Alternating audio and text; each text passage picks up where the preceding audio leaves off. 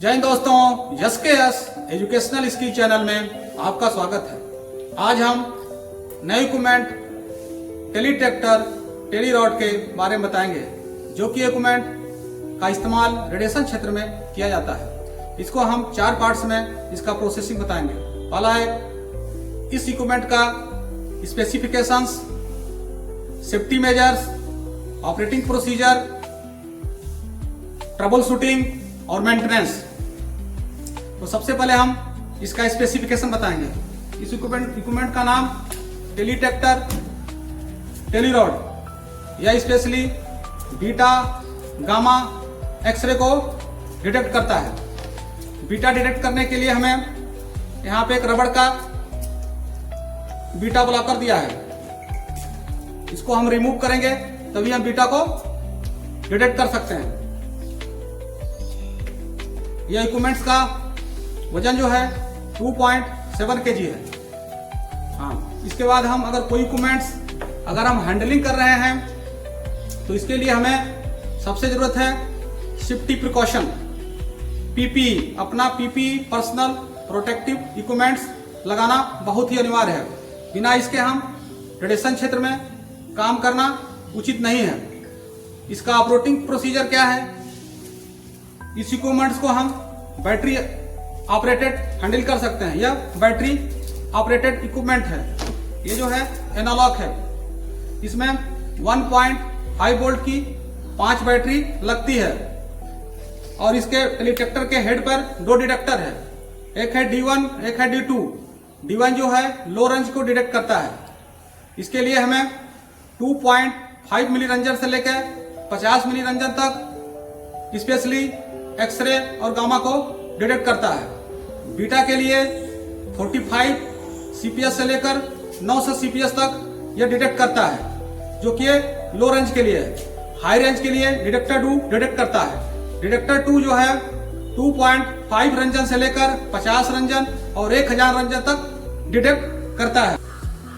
इसमें 4 मीटर का telescopic probe है, जो कि रेडिएशन क्षेत्र में हम इसको 4 मीटर तक हम इसको बढ़ा सकते हैं, जो कि टीडीएस, टाइम, डिस्टेंस और शील्डिंग को कवर करता है। और इसका एडवांटेज एक रिस्पॉन्डर को मिलता है। और ये इक्विपमेंट 4 मीटर बढ़ा के हम उसके एक्सपोजर से बच सकते हैं। टाइम मतलब किसी भी क्षेत्र रेडिएशन क्षेत्र में जितना कम हम टाइम स्पेंड करेंगे उतना ही कम हमको एक्सपोजर लगेगा और हम डोज कम लेंगे। डिस्टेंस जितनी ही दूर से हम काम करेंगे उतना कम हम एक्सपोजर डोज लेंगे। इस इक्विपमेंट को हैंडलिंग करने का तरीका क्या है? इसमें एक हैंडल दिया है। आपको सेफ्टी के लिए एक हैंडल दिया है जिसको हम आसानी से कैरी कर सकते हैं। यहाँ पे थ्रेड दिया है। इस हैंडल को हम क्या करेंगे, थ्रेड में लाके टाइट कर देंगे। टाइट करने के बाद इसको पकड़ने में आसानी हो जाएगा। इसके साथ एक सीलिंग दिया है। सीलिंग को क्या करेंगे, हम अपने गले में लगा सकते हैं। लगाने के बाद इसको हम इस तरह से मेजरमेंट कर सकते हैं और इसका जो है 4 मीटर इसके हम लेंथ को बढ़ा सकते हैं। इक्विपमेंट्स में कुछ फंक्शंस की दे रखे हैं। इसमें आपका ऑटो ऑन ऑफ बटन दे रखा है। यहां से हम इसको ऑन ऑफ करेंगे। ऑन ऑफ करने से पहले हम आपको इसको बैटरी लगाने का प्रोसीजर बताते हैं कि बैटरी इसमें कैसे लगता है। इसमें 1.5 वोल्ट की बैटरी लगती है। सबसे पहले हम यहाँ पर पीछे कवर दिया है, इसको हम यहाँ से खोलेंगे, ओपन करेंगे।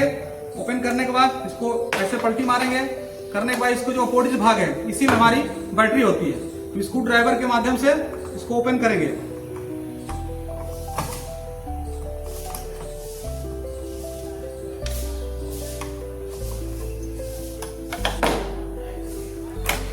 कवर को ओपन करेंगे। ओपन करने के बाद बैटरी को लेंगे। बैटरी का जो है एनोड, कैथोड, नेगेटिव और पॉजिटिव भाग को चेक करेंगे।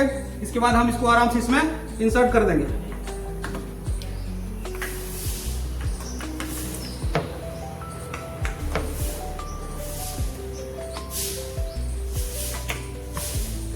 इंसर्ट करने के बाद इसको हम यहां से लॉक कर देंगे। सॉरी, इंसर्ट करने के बाद इसके कवर को भी हम सेट करेंगे। पहले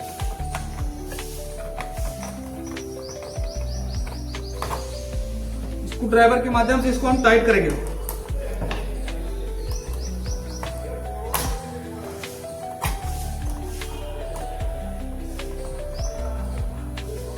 टाइट करने के बाद इसको हम क्लोज करके लॉक लगाएंगे। लॉक लगाने के बाद ये इक्विपमेंट सब रेडी हो गया। रेडी होने के बाद यहाँ पे ऑन ऑफ बटन दे रखा। ऑन ऑफ बटन के माध्यम से जैसे इसको ऑन करेंगे हम, ये जो है बिल्कुल हाई रेंज पे चला जाता है।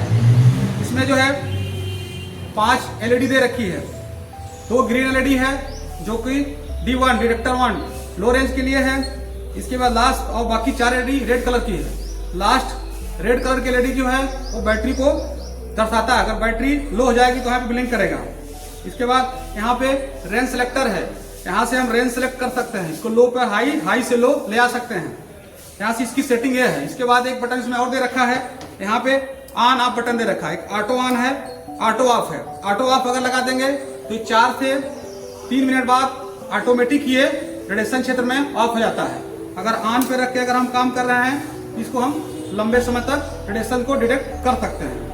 अब हम इसमें जानेंगे कि रेडिएशन को हम कैसे इसमें मेजरमेंट करते हैं और कैसे इसकी रीडिंग को हम रीड करते हैं। तो सबसे पहले हमें बताएंगे कि D1 डिटेक्टर 1 जो ले रेंज को कैसे डिटेक्ट करता है। इसमें ग्रीन LED अगर जल रही है फर्स्ट, और यहाँ पे 2.5 मिली रंजन पे अगर इसको हम रेंज सेलेक्ट किए हैं, तो इसमें जो इसमें मीटर लगे हैं, मीटर में कुछ खाने दे रखे हैं जो कि यहाँ पर 0 से लेकर 50 तक दे रखा है।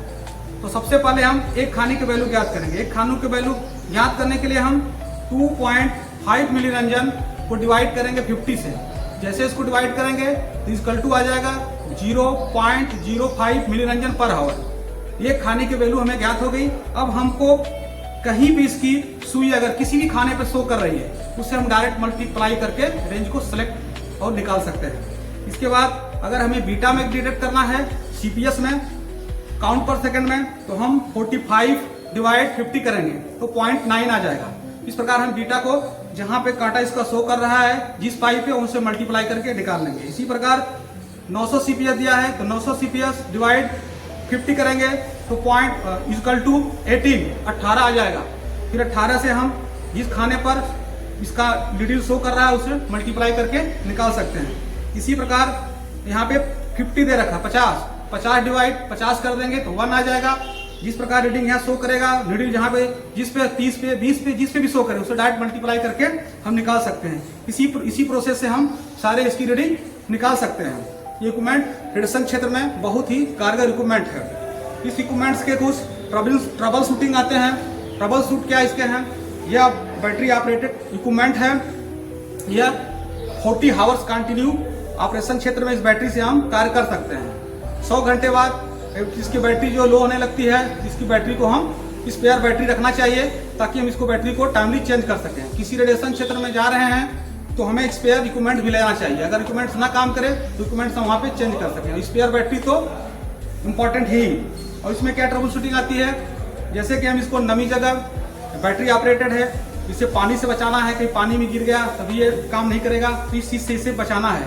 और इसका मेंटेनेंस क्या है? इस इक्विपमेंट्स का मेंटेनेंस है कि अगर ऑपरेशन क्षेत्र में अगर हम जा रहे हैं तो बिफोर पहले हम इस इक्विपमेंट्स को चेक कर लें कि हाँ इक्विपमेंट से कंडीशन में है या कि नहीं है। नहीं है तो उसको न ले जाएं। ड्यूरिंग ऑपरेशन के दौरान भी इसे चेक कर लें, हाँ इस कंडीशन में है कि नहीं, इसकी बैटरी चार्ज है कि नहीं, काम कर रहा है इक्विपमेंट की नहीं कर रहा है, जरूर टेस्ट करें, तभी इसका रिस्पॉन्ड आप पा सकते हैं। इसके बाद आफ्टर ऑपरेशन, अगर ऑपरेशन समाप्त हो जा रहा है, इसमें देखने वाली बात क्या है कि हम इक्विपमेंट्स को लाते हैं, इसको पोंछ कर साफ कर नहीं देना है। इसमें क्या टूट फूट हुआ है, इसकी कैलिब्रेशन की टाइमिंग क्या है, इसको चेक करा के इसको कैलिब्रेट कराएं ताकि हम नेक्स्ट ऑपरेशन के लिए इसको प्रिपेयर रहें और आसानी से हम रेडिएशन क्षेत्र में काम कर सकें। थैंक यू दोस्तों, जय हिंद।